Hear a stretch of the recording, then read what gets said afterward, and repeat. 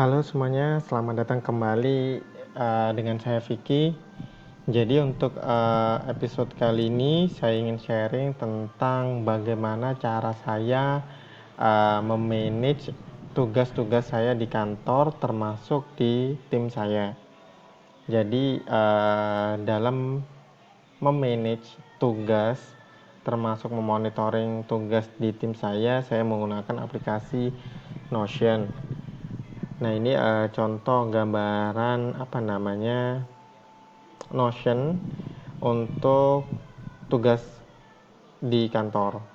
Jadi saya sebut di sini ruang kerja dan di dalamnya ada dua, satu assignment dan yang kedua adalah quality daily activities. Dan kita coba bahas satu persatu yang assignment terlebih dahulu. Nah, di sini di assignment intinya apa sih? Intinya adalah seluruh tugas yang harus dikerjakan di tim saya, di tim quality itu tercatat semua di sini.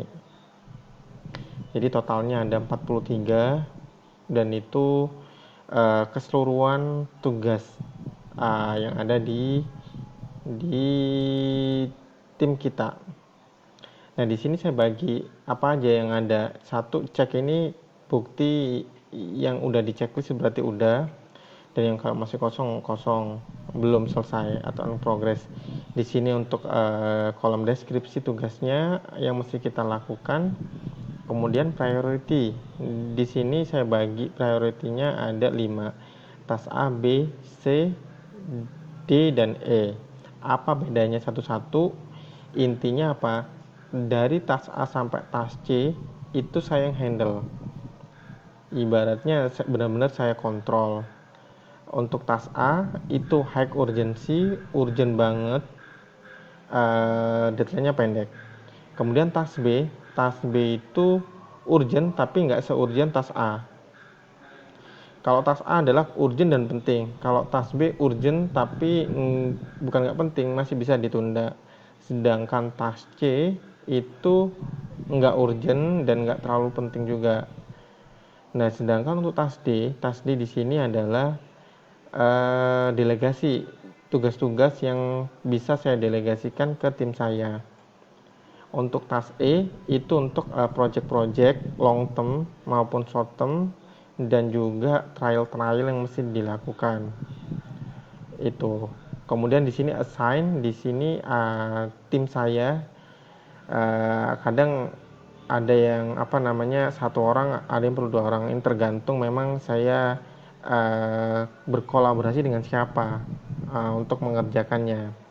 Kemudian statusnya di sini ada doing dan to do.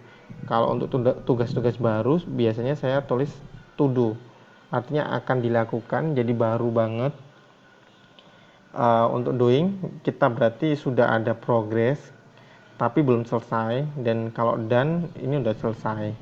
Dan yang terakhir ada deadline. Deadline ini saya sendiri juga yang menentukan, ada remindernya. Jadi kalau udah merah-merah berarti udah deadline sebenarnya, udah dalam deadline-nya dan belum selesai. Itu. Nah, di sini adalah contohnya yang eh contoh daftar tugas di tim saya. Jadi ada banyak memang. Nantinya apakah harus selesai? Nggak harus selesai tugasnya, tapi yang penting itu apa? Kita setiap harinya harus ada progres. Contoh tas A, apakah harus tas A hari itu juga selesai? Enggak, tapi dari deadline-nya kita harus ada progres setiap harinya, dan tas A itu harus sudah dikerjakan di pagi hari. Biasanya saya plot untuk di pagi hari untuk mengerjakan tas A. Sedangkan untuk tas B itu kapan ngerjakannya? Tas B dikerjakan ketika tas A udah selesai. Untuk progresnya ya.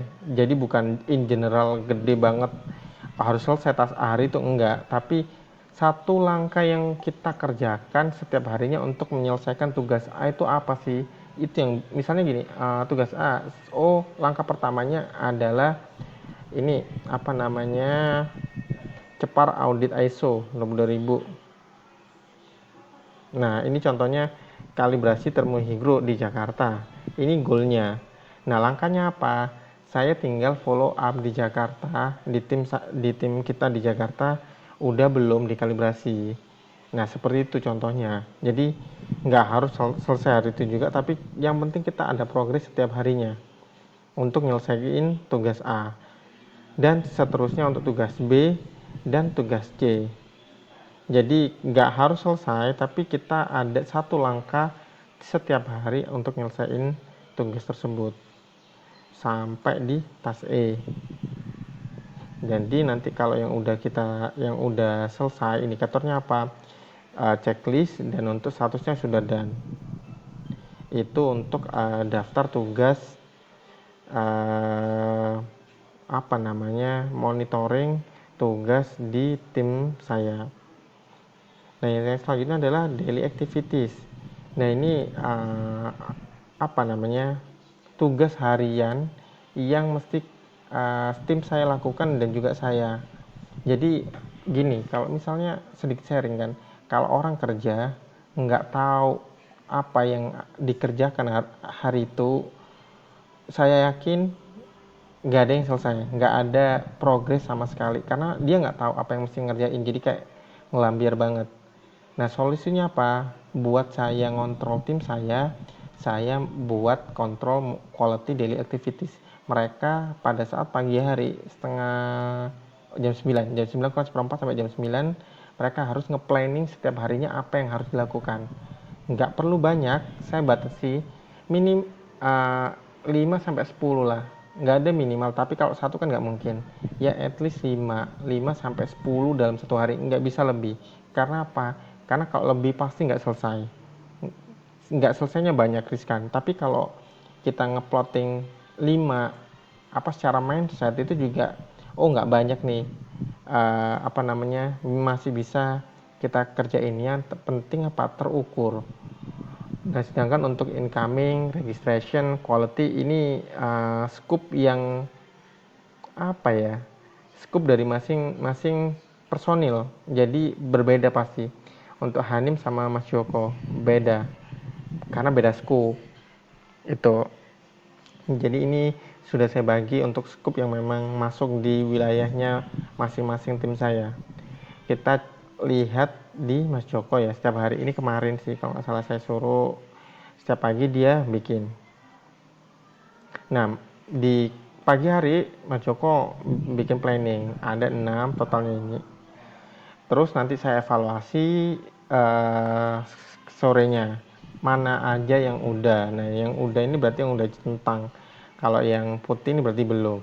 Nah, ini nggak boleh dihapus yang putih.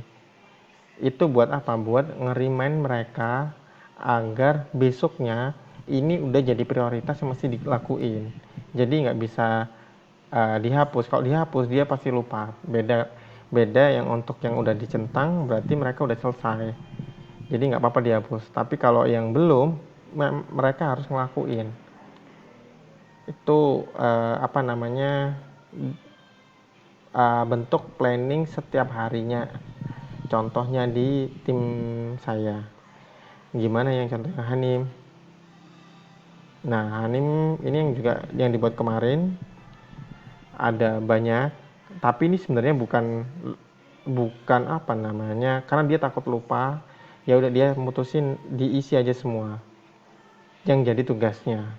Jadi apa namanya, nanti memang udah saya juga pesenin nggak boleh lebih dari 10, nanti apa namanya nggak bakal selesai.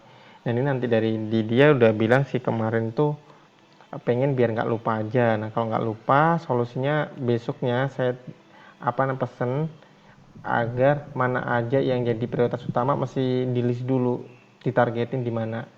Nah, itu contoh di Hanim. Nah, itulah contoh apa namanya, contoh bagaimana saya manajemen tugas dan waktu untuk mengontrol tugas-tugas saya, termasuk tugas-tugas di tim saya. Jadi ketika gini Kak, tujuannya apa? Sesuatu yang sudah kita planning dan kita bisa namanya planning, manajemen, itu jauh lebih terkontrol. Dan ketika udah lebih mudah terkontrol, maka nggak ada istilahnya sistem kebut semalam atau lembur-lembur malam-malam, karena kita udah setiap hari ada progresnya. Itu untuk pelajaran atau pelajaran yang bisa diambil. Apakah harus pakai Notion? Enggak. Banyak aplikasi yang bisa kita gunakan. Tapi kalau menurut saya, karena ini bisa kelebihan dari Notion, itu juga bisa berkolaborasi dengan yang lain, dan itu sistemnya update secara online, jadi lebih mempermudah. Jadi ini cocok untuk yang punya tim buat ngontrol bagaimana cara manajemen tugas maupun monitoring setiap harinya. Mungkin bisa dicoba. Itu aja sih ya untuk video kali ini. Terima kasih bagi yang sudah menonton. Jika kalau misalnya ada kritik dan saran, bisa dikomunikasikan atau diinformasikan di kolom komentar. Itu aja, sekian untuk video kali ini. Terima kasih, sampai jumpa di episode berikutnya. Bye bye.